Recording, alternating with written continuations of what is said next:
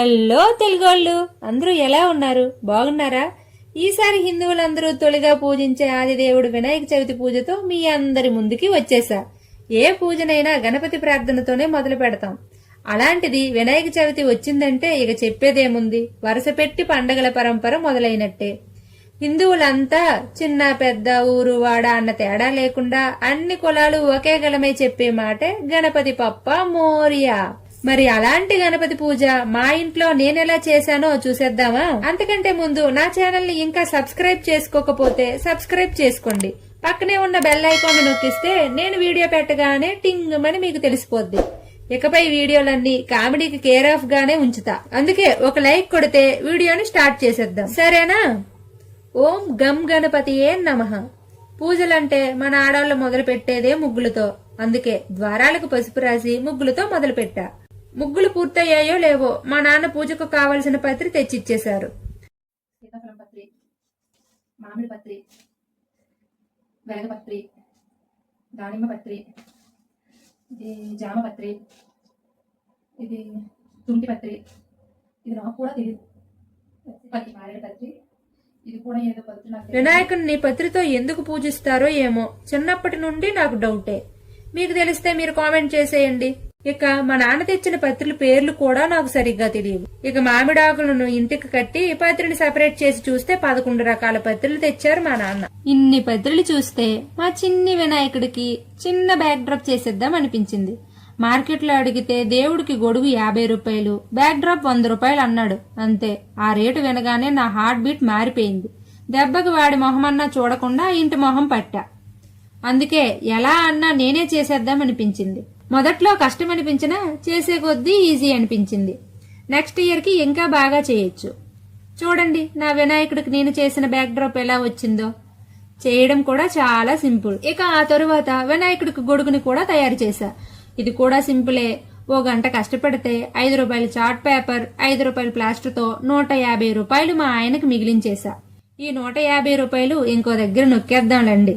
ఈ 2 క్రాఫ్ట్లు అయ్యాక ముంచుకొస్తున్న నిద్రకు వెల్కమ్ చెప్పి, పడుకోనివ్వని లైట్ కి గుడ్ నైట్ చెప్పి, అలారాన్ని 3 గంటలకే సెట్ చేసి మంచం మీద వాలేసి దుప్పట్లో దూరేశా. ఎగ్జామ్ కోసం నైట్ అవుట్ చేసి ఎగ్జామ్ హాల్లో నిద్రతో ఫైట్ చేసే మన పరిస్థితి తెలిసే ఇప్పుడు పడుకోకపోతే రేపు పూజలో పడుకుడు పోతానేమోనని కొంచెం త్వరగానే పడుకుడు పోయాను. ఉదయాన్నే లేవగానే తలస్నానం చేసి పూజా పనులు స్టార్ట్ చేశా.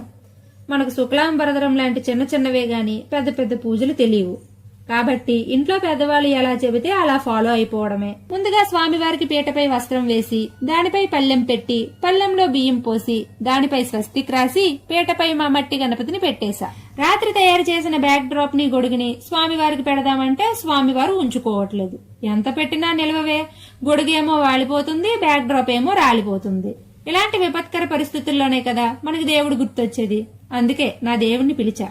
ఇక్కడ దేవుడంటే ఎవరో కాదండి బాబు, మనం పిలిచినా అరిచినా కొలిచినా వెంటనే పలికే దేవుడు పతి దేవుడు కదా. జనరల్ గా ఇలాంటి చిన్న చిన్న పనులన్నీ ఆయనకే చెబుతాను. అంటే మనం చేయలేని ఏ పనైనా చిన్న పనేగా. అలా ఆగమాగమవుతున్న నన్ను చూసి ఆగమేఘాల మీద వచ్చి నేను వాడే ప్లాస్టర్ కు గమ్ము లేదని కనిపెట్టి డబుల్ ప్లాస్టర్ తెచ్చి బ్యాక్ డ్రాప్ ని గొడుగుని అంటించేశారు. మొత్తానికి వినాయకుడికి నా క్రాఫ్ట్ ఐటమ్స్ పెట్టాక చాలా బాగుందనిపించింది. మీకెలా అనిపించిందో కామెంట్ చేసేయండి. ఇక పూజంతా సద్దేశం కాబట్టి స్వామివారికి నైవేద్యాలు తయారు చేయడమే. ప్రసాదాలు తయారు చేయడంలో మా అత్తయ్య గారు ఎక్స్పర్ట్ అని ఆల్రెడీ నా ఛానల్ ని ఫాలో అయ్యే వారికి తెలిసిన విషయమే. అయినా ప్రసాదం చేయడం తిన్నంత ఈజీ కాదండి బాబు. అది ఇలాంటి ప్రసాదాలు చేయడం కొంచెం కష్టమనే చెప్పాలి. ఒకవేళ నేను ప్రసాదాలు తయారు చేస్తే తినడం కూడా కష్టమేనండోయ్. ఇక టైం అవుతుంది కాబట్టి నేను పూజ సర్దుతున్నప్పటి నుండే మా అత్తయ్య గారు ఎప్పటిలాగే ప్రసాదాల ప్రాసెస్ స్టార్ట్ చేసేశారు. ఇదిగో మధ్యలో వెళ్లి పప్పుండ్రాల పాకానికి నా హస్తం కూడా కలిపినా ఆ పాకాన్ని కలపలేక మా అత్తయ్య గారికి వదిలేశా. కానీ ఉండ్రాలు చుట్టేతందు నాకే ఇచ్చేసారులండి. వేడి వేడి ముద్దకు నెయ్యి రాసి చుడుతుంటే నా సామి రంగ నాసికంలోనికి వెళ్లిన వాసన నాలుకపై లాలాజలం రూపంలో తినేమంటుంది. కానీ ఏం చేస్తాం, కంట్రోల్ కంట్రోల్ అంటూ దేవుడు గుర్తొచ్చి ఆగిపోయా. ఎలాగూ పూజ అయ్యాక చేసే పని ఈ ఉండ్రాలు పని పట్టడమే కదా. పెళ్లికి ముందైతే మా అమ్మ ఉండ్రాలు చుట్టమంటే ఓ 2-3 ఉండ్రాలు అమ్మ చూడకుండా మింగేసేదాన్ని. అప్పుడంటే చిన్నతనం, దేవునిపై పెద్దగా భయం భక్తి లేని వయసు. కానీ ఇప్పుడు అలా చేయలేను కదా. నిజం చెప్పండి, అలా ఉండ్రాలు చుట్టేటప్పుడు మీకు కూడా నాలానే తినేయాలనిపిస్తుంది కదా. నిజం ఎవరు ఒప్పుకోరులే. ఉండ్రాలైతే చుడుతూనే ఉన్నా, గడియారంలో ముళ్ళు తిరుగుతున్నట్లు నా చేతులైతే ఆగకుండా తిరుగుతూనే ఉన్నాయి, కానీ కుండలో పిండి మాత్రం తరగట్లేదు. బహుశా ఉండల సైజు చిన్నగా ఉండడం వల్లేనేమో. చూడండి ఎంత చిన్న సైజు. మా బుజ్జుగాడే నోట్లో గుటుక్కుని మింగేస్తున్నాడంటే అవి ఎంత చిన్న సైజో. నేనైతే పెద్దగానే చుట్టేద్దామన్నా, కానీ మా ఆయన ఒప్పుకోవట్లేదు. ఎందుకంటే చిన్నగా ఉంటేనే తినేటప్పుడు ఒక్కొక్క గుటకకు టేస్ట్ గా ఉంటాయి అన్నారు. ఎంతైనా చుట్టేటప్పుడు కష్టంగా ఉన్నా తినేటప్పుడు మాత్రం ఇష్టంగా ఉంటాయిలేండి.